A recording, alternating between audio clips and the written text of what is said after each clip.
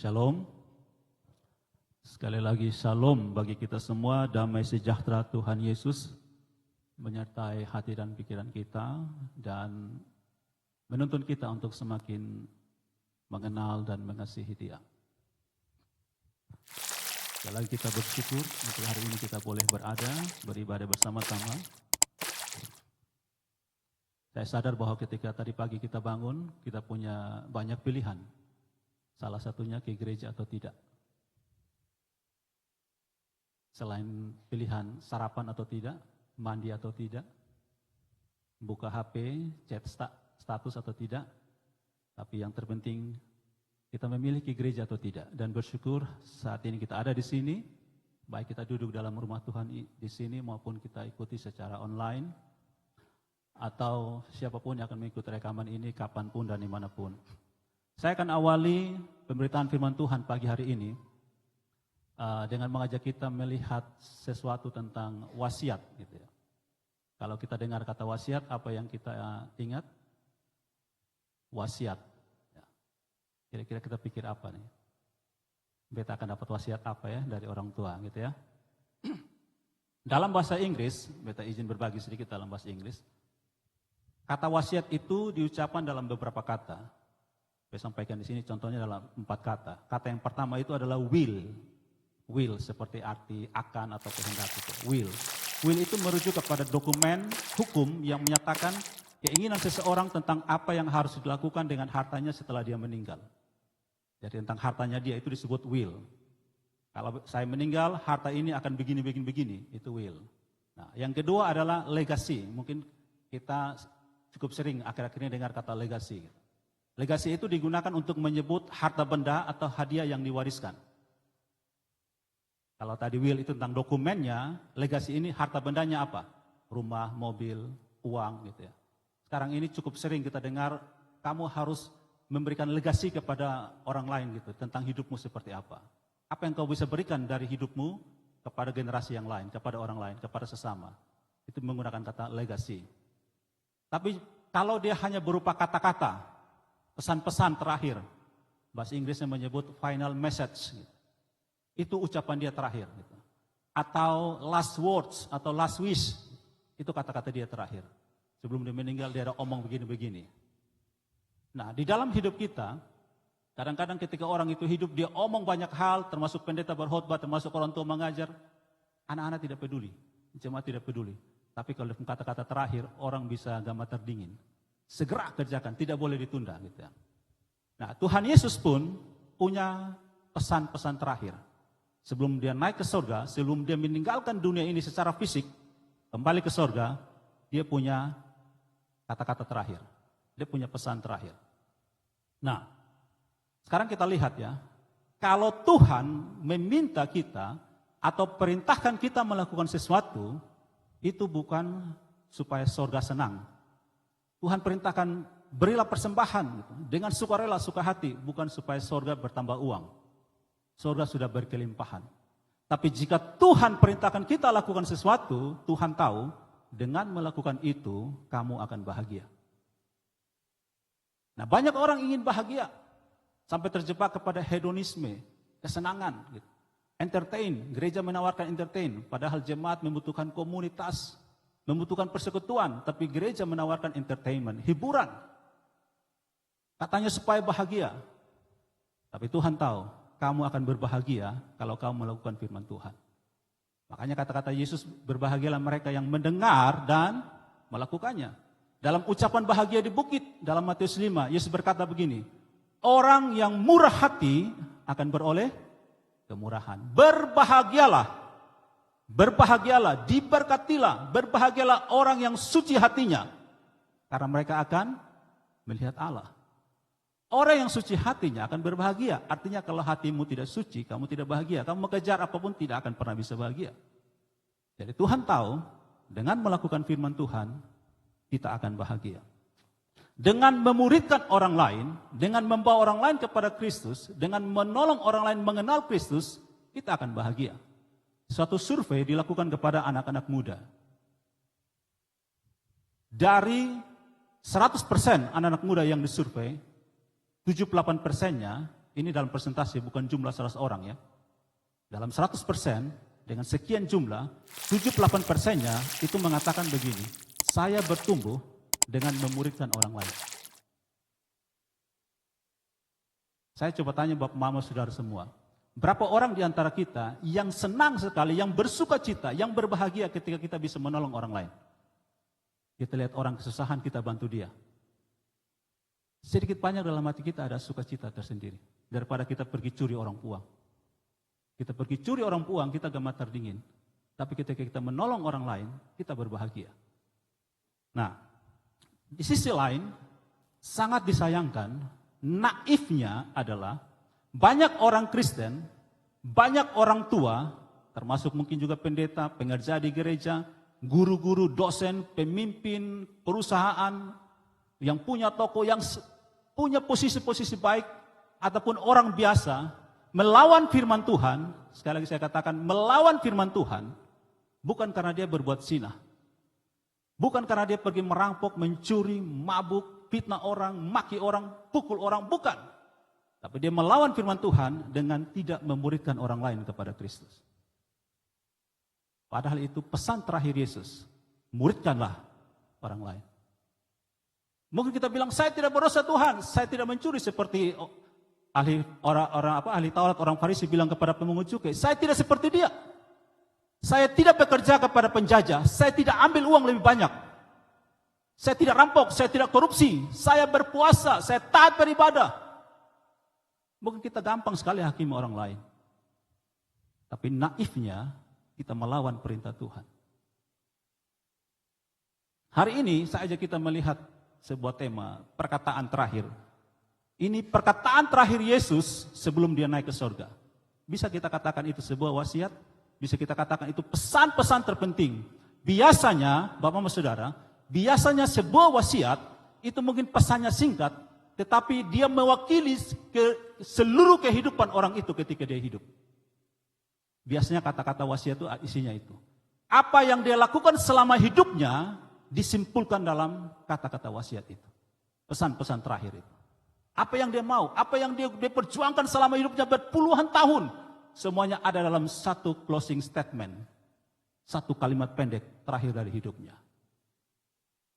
Tolong jaga papa ya, tolong jaga mama ya, tolong lihat anak-anak ya. Itu sudah. Semua yang dia lakukan ada di situ selama hidupnya. Tolong jaga usaha baik-baik. Beta mau pergi ke negeri yang jauh, mungkin 10 tahun lagi baru datang, tolong lihat kebun ya, tolong rawat baik-baik. Itu seluruh hidupnya. Itu pesan paling penting. Mari kita baca Matius 28 ayat 18 sampai 20.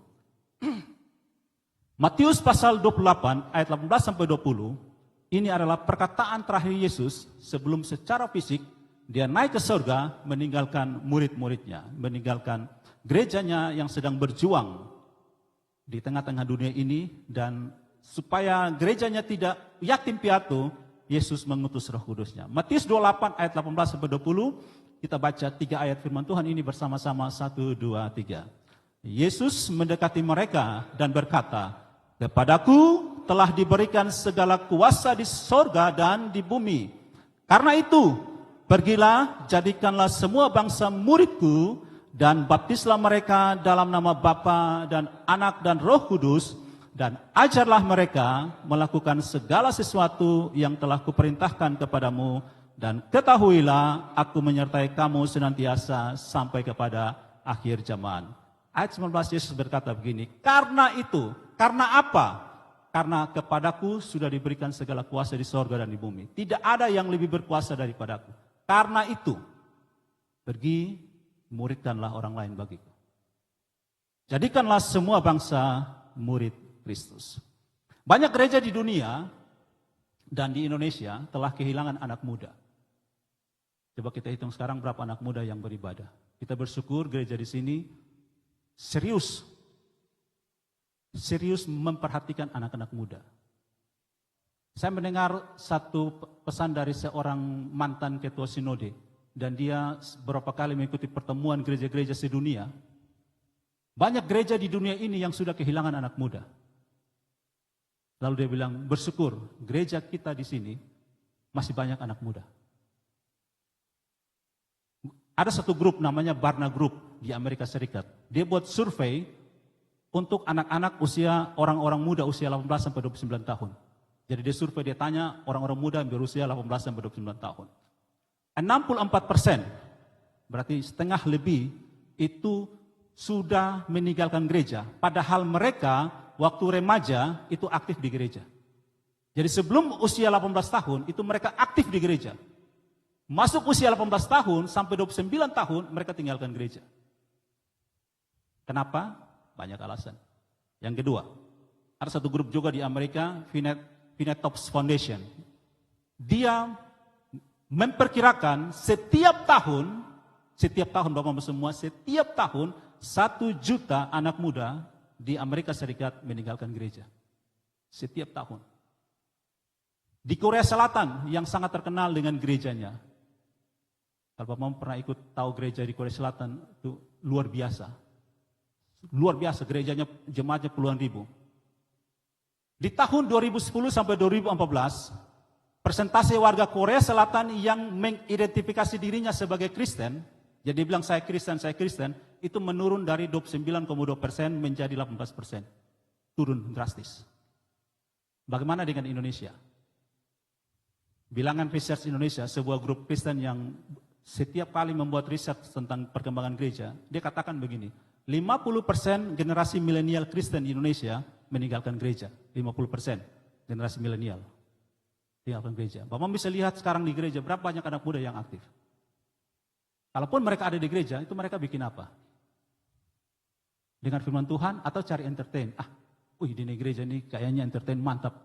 Makanya Bapak perhatikan, kalau gereja yang bikin KKR atau bikin acara apapun lah, tidak saja KKR, tapi mungkin yang paling sering KKR, kalau di situ diumumkan, hadirilah KKR, hadirilah ibadah, hadirilah kebaktian ini, tanpa artis, tanpa kesembuhan ilahi. Hanya ada pengajaran firman. Kira-kira yang hadir berapa orang? Mungkin 5 orang. Tapi kalau dibilang, ada artis rohani, artis Kristen, ada kesembuhan ilahi, semua orang pergi.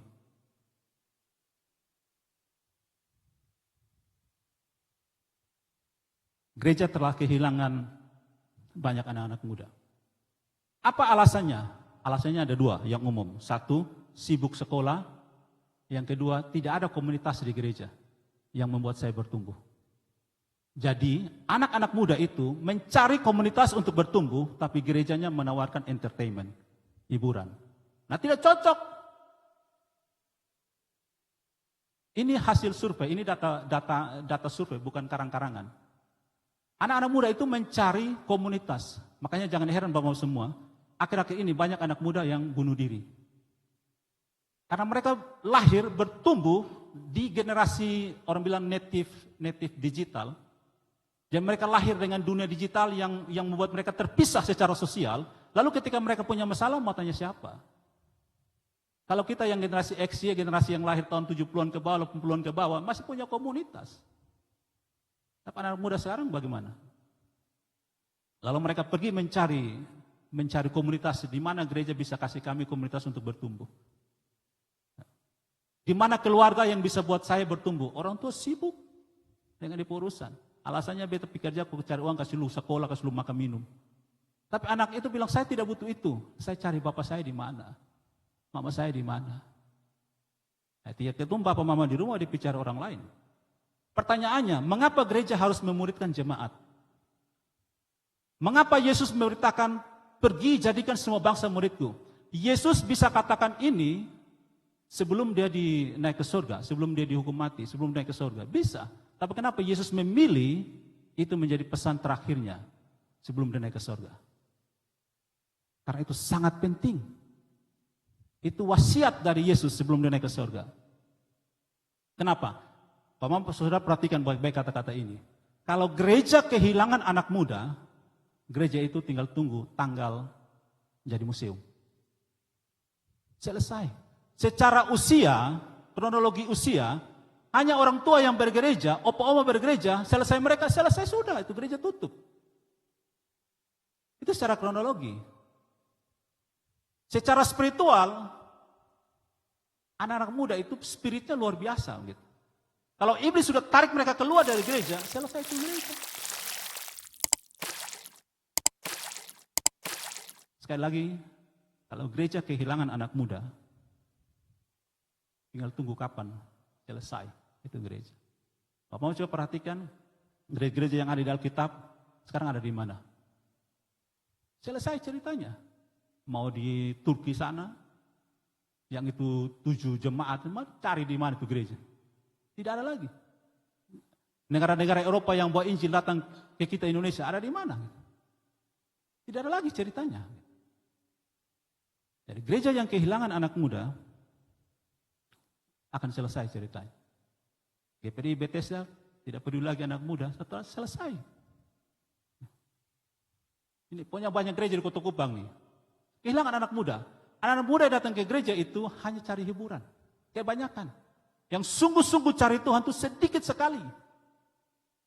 Mereka akan sungguh-sungguh cari Tuhan kalau di rumah mereka, keluarga mereka sungguh-sungguh cari Tuhan. Kalau tidak selesai. Makanya Bapak Mama semua, keluarga itu adalah gereja, miniatur gereja. Mini dari gereja. Bapak perhatikan gereja mula-mula. Waktu itu, gereja mula-mula, orang Kristen mula-mula, mereka beribadah di sinagoge. Tapi Alkitab bilang, Kisah Para Rasul 4 dan seterusnya, setiap hari mereka melakukan yang kita sebut sekarang ini, persekutuan doa, tim doa, family altar, mesbah keluarga. Itu mereka lakukan, dari keluarga ke keluarga, memperkuat keluarga. Istilah kita sekarang misalnya ibadah rumah tangga. Itu yang memperkuat gereja. Kalau orang tua tidak peduli gereja, tidak peduli firman Tuhan, selesai. Mama perhatikan ini kata-kata ini lagi. Tidak semua orang Kristen adalah murid Kristus. Tidak semua. Lalu apa itu murid Kristus? Murid Kristus adalah dia yang memuridkan orang lain kepada Kristus. Itu murid Kristus. Karena perintah terpenting dari Yesus, makanya orang gereja sering sebut amanat agung, the great commitment, the great command. Perintah terbesar. Amanat agung Kristus adalah jadikan semua bangsa murid. Itu ditinggalkan oleh gereja, ditinggalkan oleh keluarga, ditinggalkan oleh orang Kristen.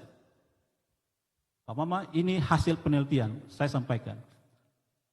Menurut rentang usia manusia, pertobatan terbesar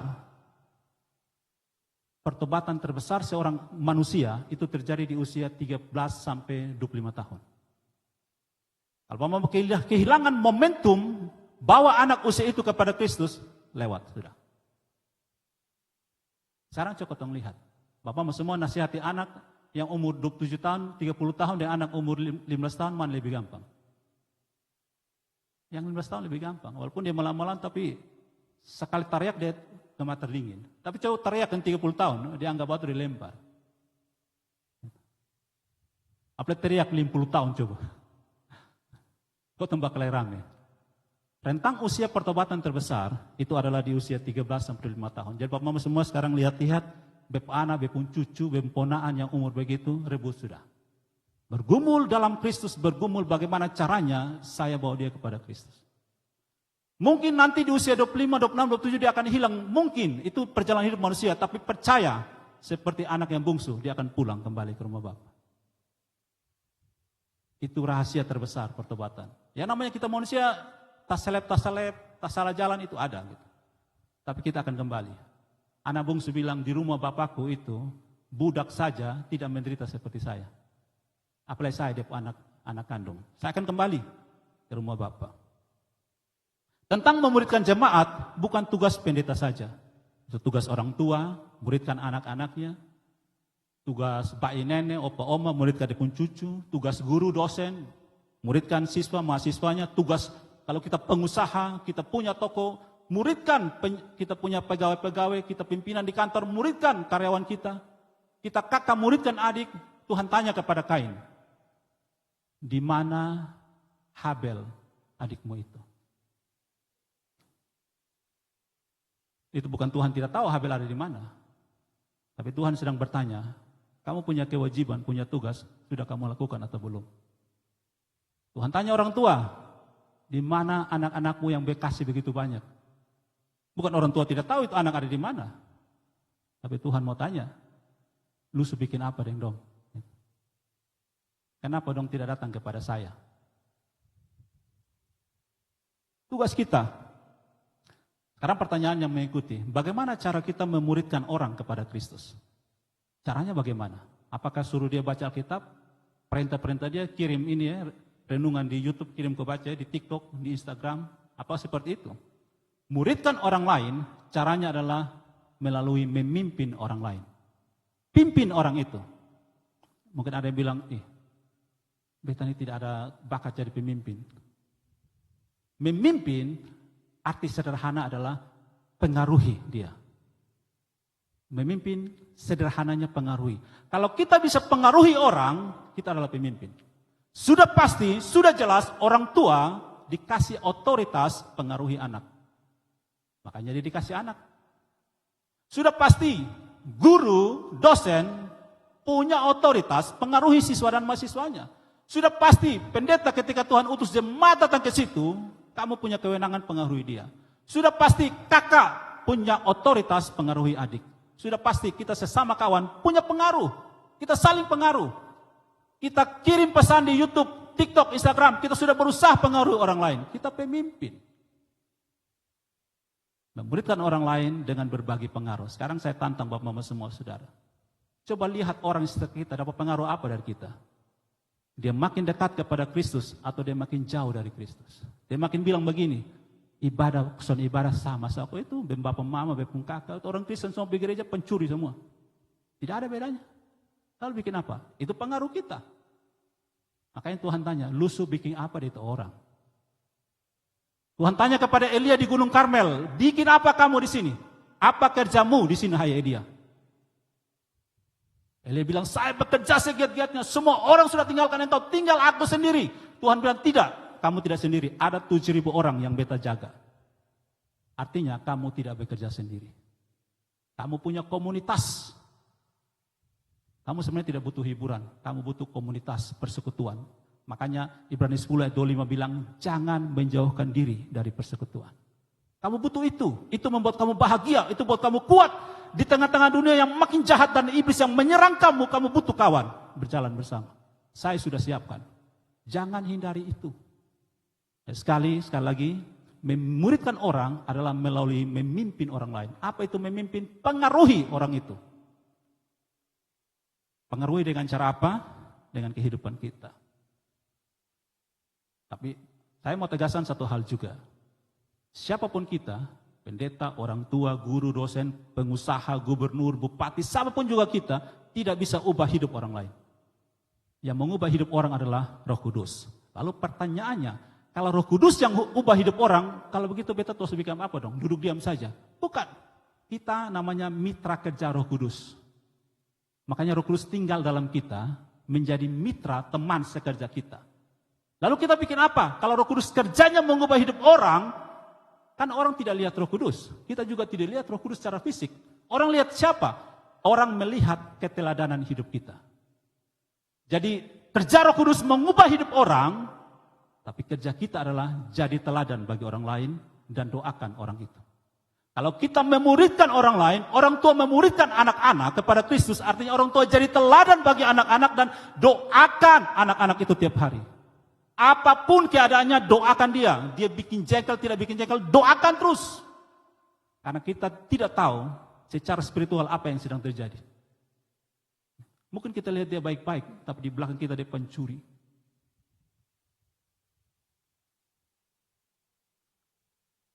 Orang tua sekarang bilang, Beb, anak bapak saya, kok tiap hari di kamar, aman sah.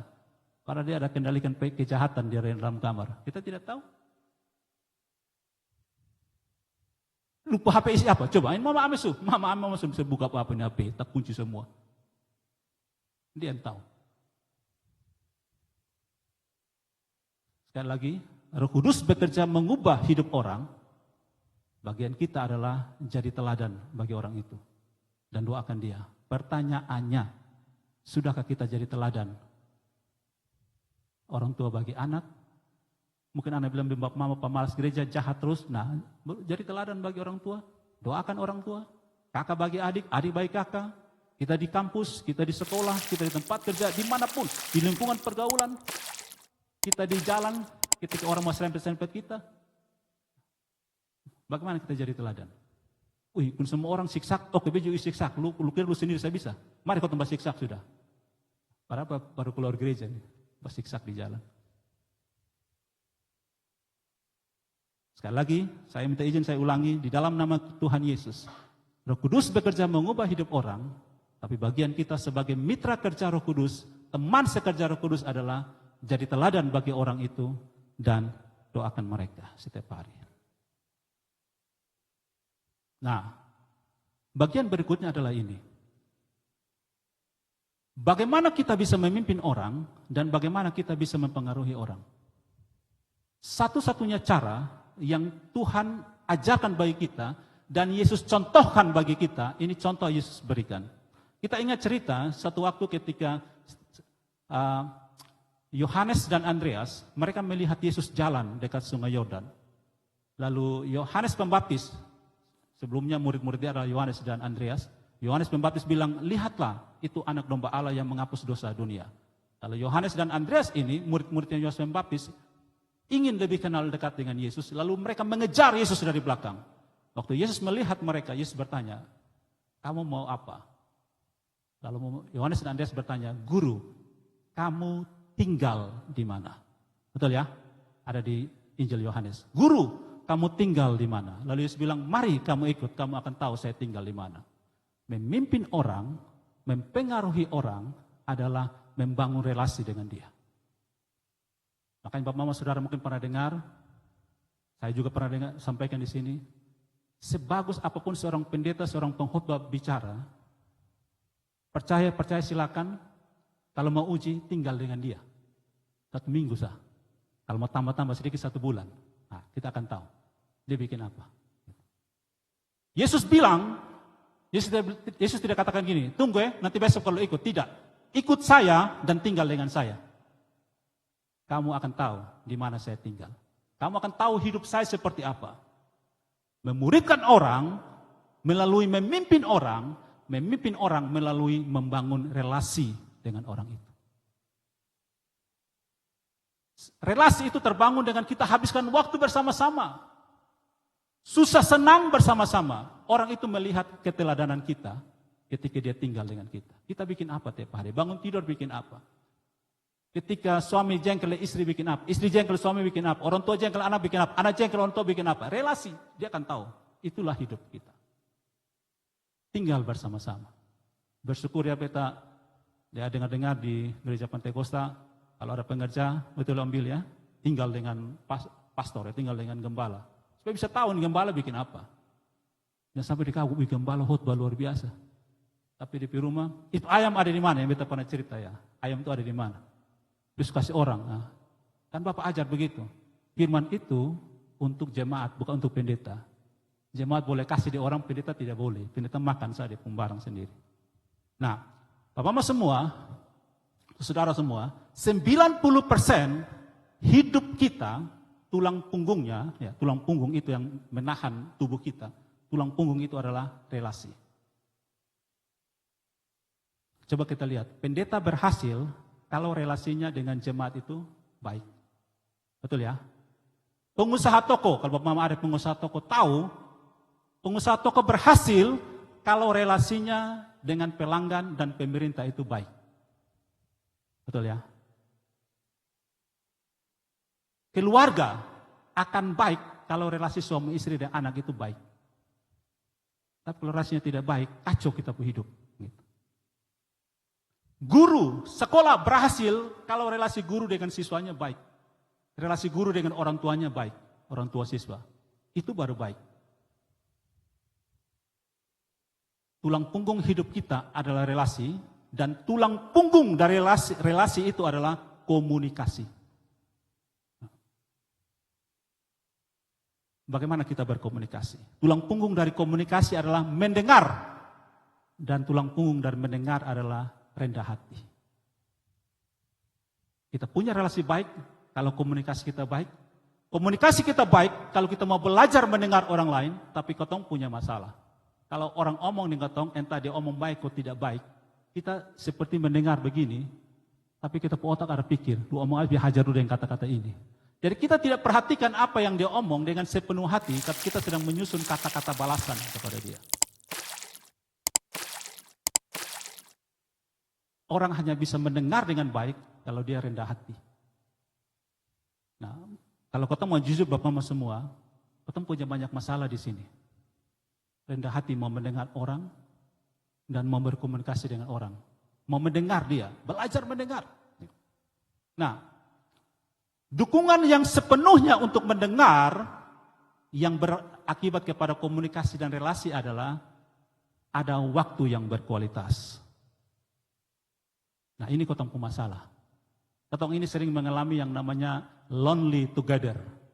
Apa itu lonely together? Lonely itu sendiri, together itu bersama-sama. Contohnya apa? Duduk bersama tapi masing-masing di HP. Begitu ya. Itu lonely together. Kotong kok together, tapi lonely gitu ya. Duduk sama-sama. Tiap hari ada waktu dengan orang keluarga. Ada suami istri ada tapi dong duduk masing-masing lonely. Waktu itu tidak berkualitas. Waktu berkualitas artinya habiskan waktu bersama-sama, berbicara satu dengar satu, berkomunikasi, membangun relasi. Nah, tadi kita nyanyi lagu dipimpin oleh OL dan singer, pemusik semua pimpin kita adalah nama Yesus kalahkan iblis. Kita hanya bisa, Yesus kasih kita strategi mengalahkan iblis adalah dengan pemuridan. Dengan mempengaruhi orang lain, dengan punya relasi dengan orang lain, dengan berkomunikasi dengan orang lain, dengan mendengar orang lain dengan rendah hati. Itu adalah strategi kita untuk kalahkan iblis.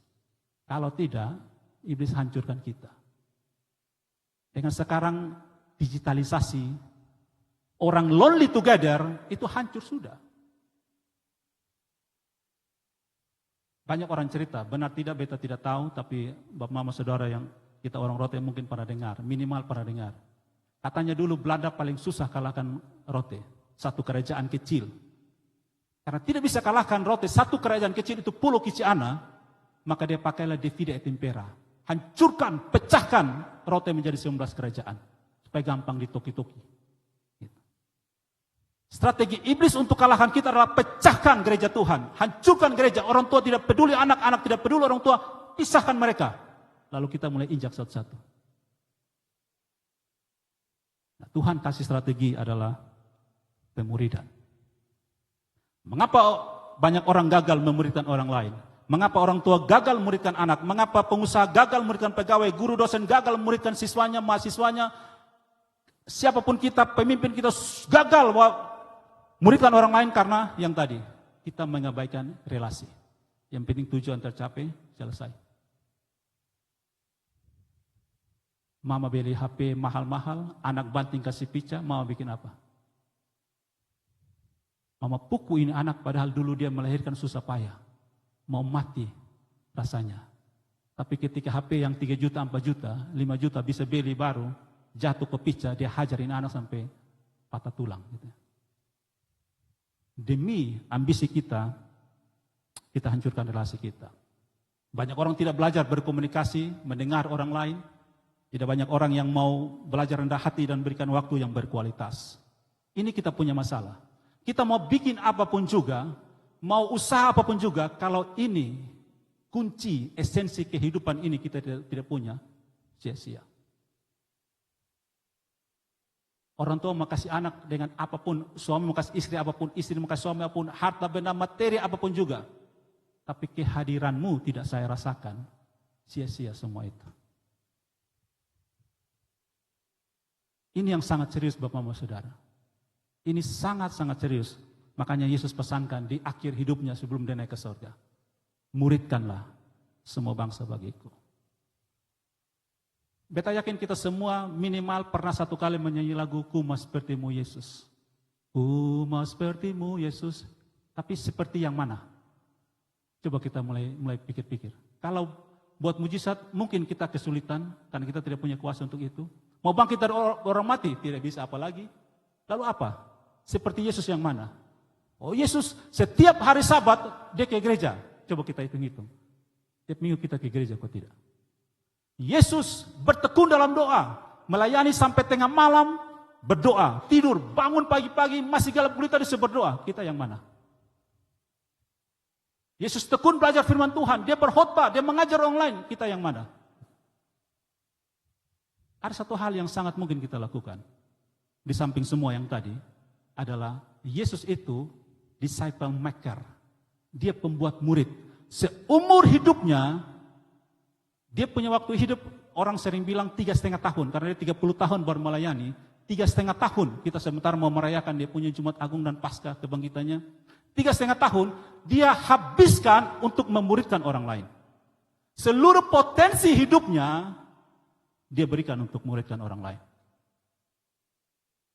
Nah, kalau kau mau sepertimu Yesus, pengaruhi orang lain, muridkan orang lain.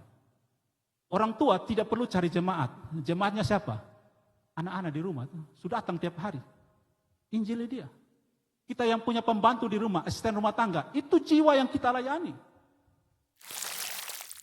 Yang sampai dia datang ke rumah, yang tahu kita isi rumah, terus dia kerja 1 bulan, dia bangun jalan, dia tahu semua kita punya jelek habis. Kita tidak injili dia. Nanti Tuhan tanya, itu hari, itu nyong, itu nona yang datang kerja di rumah tuh, dia gimana? Tuhan, dia sepancur, terus bangun jalan. Terus lu bikin apa dengan dia? Soalnya Tuhan, kok dia tiap hari tipu-tipu bikin apa dengan dia? Lu ada omong firman Tuhan ke dia, lu tiap hari pergi gereja, nyanyi kumah sepertimu Yesus, Tuhan bikin apa dengan dia? Beta izinkan lu jadi anak sulung, lu adik begitu banyak, lu bikin apa dengan dong? Padahal tiap hari nyanyi kumah sepertimu Yesus. Sampai akhir hidupnya, sebelum Yesus naik ke surga secara fisik, dia masih pesan yang sama. Muridkanlah orang lain. Dari mana murid-murid belajar muridkan orang lain? Ya dong susah-susah dengan dia 3,5 tahun. Lu sudah belajar bagaimana caranya memuridkan orang lain. Nah, sekarang kita mau bikin apa? Di dalam Kristus beta sangat berharap kita serius pikirkan ini. Kalau tidak beta mau katakan dalam nama Tuhan Yesus juga, hidup kita akan sia-sia. Semua kerja kita akan sia-sia. Orang tua mau bekerja sampai dia kaya raya, tinggalkan wasiat miliaran ke anak cucunya. Tapi kalau tidak didik anak itu dalam Tuhan, tidak muridkan, semua harta hilang, bukan 1 hari, setengah hari hilang. Semua jerih payahnya puluhan tahun selesai. Dia mau jadi posisi sehebat apapun, selesai. Legasi orang tua adalah anak-anaknya. Kita mau tahu kehebatan seorang pemimpin adalah setelah pemimpin itu tidak ada, orang-orang yang dipimpin jadi apa? Itu kita menilai kehebatan seorang pemimpin. Yesus pemimpin yang hebat, karena setelah dia naik ke surga, orang tidak lihat dia secara fisik, gerejanya bertahan puluhan, ribuan tahun. Sampai dia datang kembali, gerejanya tetap ada. Dan dia sudah bilang, alam maut pun tidak bisa mengalahkannya.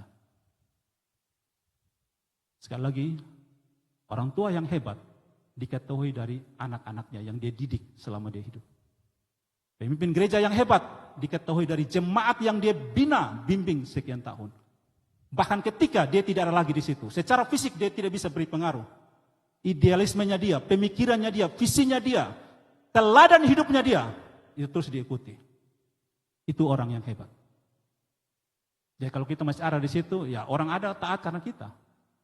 Ya sama juga atau kita mungkin yang pernah alami kalau kita pemimpin di kantor, kalau bos ada, semua orang kerja. Betul ya? Tapi bos tidak ada. Bos bilang saya tugas 1 bulan, oh selesai itu kantor. Habis. Dong takut hanya karena orang itu ada. Kita pun seperti itu, Tuhan kan sudah ada ya. Dulu Bapak semua mungkin tidak ada yang percaya kalau beta bilang beta ini merokok sebelum kelas 1 SD. Tapi beta ingat sebelum kelas 6 SD beta sudah berhenti merokok. Tapi sampai sekarang beta tidak tahu kenapa beta berhenti. Kenapa beta bilang beta tahu waktu beta umur kelas 6 SD? Karena beta ingat waktu kelas 6 SD, kita pergi selamat Natal, ada orang tua yang kasih kita anak-anak ini rokok. Lalu beta dan teman-teman, dong ajak beta lari di tempat gelap-gelap kok isap rokok. Dong kasih beta bilang besok mau. Dong tanya kenapa? Ini gelap, ulit, senor yang tahu. Beb mama nanti marah. Dong kata tahu beta. Lup mama di rumah Ju. Lalu beta bilang, iya beb mama di rumah tapi yang di atas tuh lihat beta. Dong kata tawa tambah beta rumah rokok semua. Kalau kita benar-benar taat pada Tuhan, ya dia tidak ada secara fisik, tapi kita belajar untuk taati dia. Belajar memuridkan. Para pemusik dan singer WL ke depan, Bapak semua di akhir dari pemberitaan firman Tuhan ini, Kita ajak kita semua, mari sungguh-sungguh kita merenungkan bagian ini. Inilah esensi kehidupan kita. Semua akan sia-sia, akan percuma kalau kita abaikan ini. Cara kita untuk mengalahkan iblis seperti nyanyian kita tadi adalah muridkanlah orang lain. Pimpinlah orang lain. Mungkin kita sebaya, sama umur, tapi kita belajar memimpin mereka dengan apa? Pengaruhi mereka melalui cara hidup kita. Cara kita taat. Taat itu adalah, menurut beta, taat adalah melakukan sesuatu yang kita tidak suka. Kita lagi malas untuk berdoa, tapi hati kita, Roh Kudus gerakan bangun dan berdoa. Kita berdoa, nah kita disebut taat. Kalau orang rakus makan, lalu dikasih makan walaupun sekenyang dia ambil dan makan, itu bukan taat, itu namanya rakus. Tapi kalau dia diajak mencuri, hatinya dorong dia untuk, atau jiwanya dorong, pergi curi saja. Tapi dia bilang, beta mau curi, Tuhan tolong beta, walaupun beta hati ini digerakkan untuk curi, Tuhan tolong supaya beta jangan curi, itu namanya kita taat. Mari kita tundukkan kepala, Bapak saudara semua. Dan sejenak kita ingat apa yang telah kita dengar, atau bahkan yang Roh Kudus bicara di hati kita masing-masing. Seberapa kita sudah taat kepada firman Tuhan, perintah Tuhan Yesus, perkataan terakhir Tuhan Yesus, pesan terakhir Tuhan Yesus, jadikan semua bangsa muridku. Mungkin karena aturan gereja, maka kita mungkin tidak ada di bagian baptislah mereka. Karena itu dipercayakan kepada pendeta, gembala kita. Tapi bagian memuridkan orang lain, mengajar orang lain tentang firman Tuhan, tentang apa yang sudah kita dengar dan kita pelajari, itulah bagian kita. Roh Kudus bekerja untuk mengubah hidup orang, mengubah hati dan pikiran orang. Bagian kita adalah jadi teladan bagi mereka sesuai dengan apa yang telah kita dengar, firman Tuhan yang telah kita dengar, dan kita doakan mereka. Mari kita minta Roh Kudus berhembus di tempat ini. Kita minta Roh Kudus menguasai hati dan pikiran kita, menggerakkan kita untuk datang kepada Kristus, menggerakkan kita untuk memuridkan orang lain bagi Kristus.